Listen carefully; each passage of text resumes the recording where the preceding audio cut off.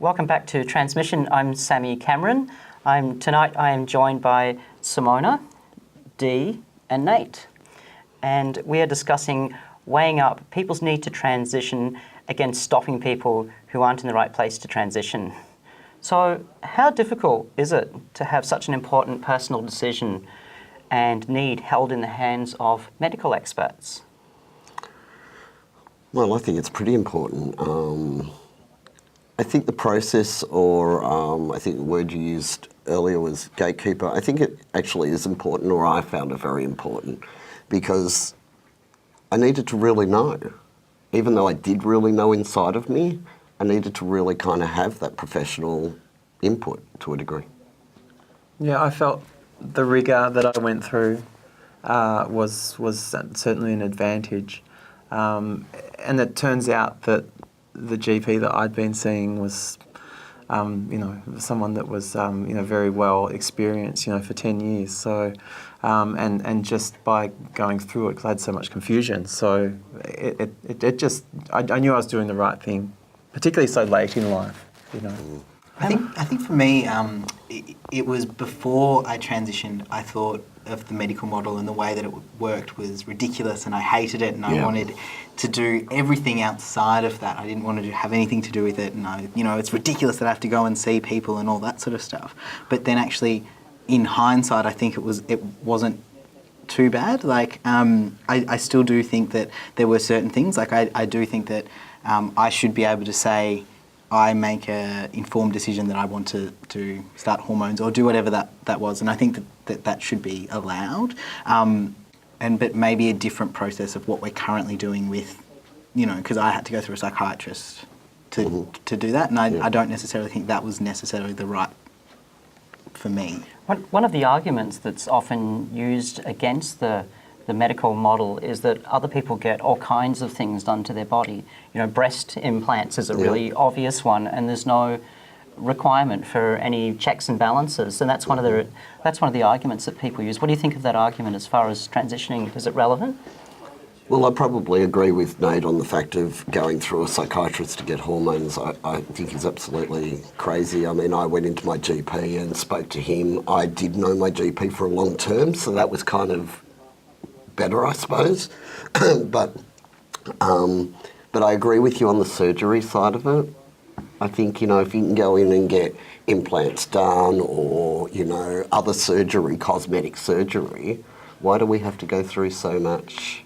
How about the argument that says that maybe all those other things actually need to have more checks and balances, that's actually where the error is? Yeah, I didn't actually think of that. Well, I do think that there is other surgeries that do have those checks and balances. So things like lap banding, I think there's a lot of places actually now have criteria about having some form of counselling type thing and doing other stuff as well.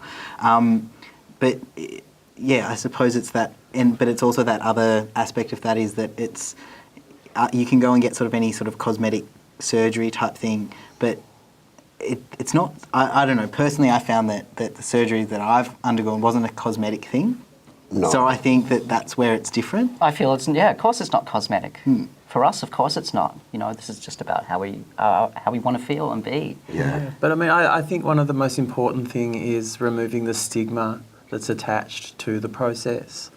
Because the danger of the stigma and the danger of the amount of steps is the fear that particularly, anybody, I guess anyone of any age that wants to transition, whether it be male to female or female to male, you want people to have confidence that they're going to be looked after, that it's important to do things the right dosage and to do things in the right order and to feel confident that they're actually being looked after, and it's not this sort of scary, I've got to get all the answers right, and it's not this exam, it's not this really scary thing. There should be more confidence, I guess, in the people that are trying to go through the process. So hormones are very dangerous things, and some people don't go through a medical process in order to obtain them.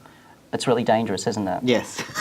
Yeah. It's really bad. You need to go get blood tests and make sure that... Yeah, I mean, the risk is that you're taking too much, because any sort of medications and things like that are going to affect your body in ways that you're not necessarily going to be able to predict. And, you know, it's advisable to be doing it through somebody who's had training. So a doctor who's generally, you know, had some training. And so able to sort of do those things like monitoring and making sure that you're doing the right things in terms of that. But the flip side of that is that if you are already doing it outside of supervision, so you haven't seen your doctor, you should probably let them know that you're doing it, and they're not necessarily going to say, no, you can't have this anymore and things like that. I think it's about getting that conversation happening. I've heard of those examples of people who have been taking hormones without medical care, going to the doctor, and the doctor actually being quite supportive and saying, okay, first thing we need to do is get a blood test. And let's see what the situation is. So, yeah, I guess you shouldn't be frightened if you've gone and done the wrong thing. No, go out there and just get help. Talk to someone that knows. Yeah. No, I think most people would be surprised, I guess, that there's support out there for it. So, but that just needs to be encouraged, and people need to be educated that it's fine to go in and do that, you know. So it was Harry Benjamin originally set up a thing called the Standards of Care, and you can go to a website, wpath.org, and download what the medical people all around the world conform to.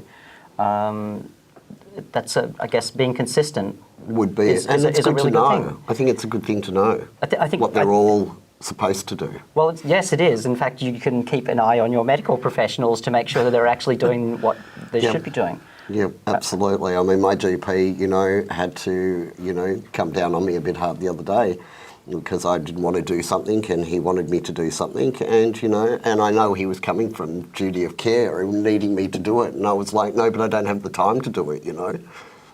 Of course, I've done it, so, yeah. So is there an alternative process, or do you think that what's in place now is valid? I think it probably needs a little bit of work. Again, it's confidence. It's people just having confidence in the system, I suppose. I mean, a lot of people will go and look online, I think, and follow other blogs, and I know that in the United States there's a, you know, on some of the blogs it's like, oh, you know, well, they'll take Spiractin first, and, you know, and then it'll be onto hormones, whereas, you know, here it's kind of the other way around, you know. So you go into the session and you're going, oh, hang on, but aren't I supposed to take, you know, T blockers first? And they're like, no, so the other way around. So different countries do different things. So I guess it's good to have some knowledge, but then go and challenge your GP or whoever's giving you instructions and let them justify what they're actually giving you. Yeah. And it's like anything else, get a second opinion. Yeah. Yeah. I'm Sammy Cameron. Thank you to Simona, Dee and Nate. You've been watching Transmission. Please send us your feedback. See you next time.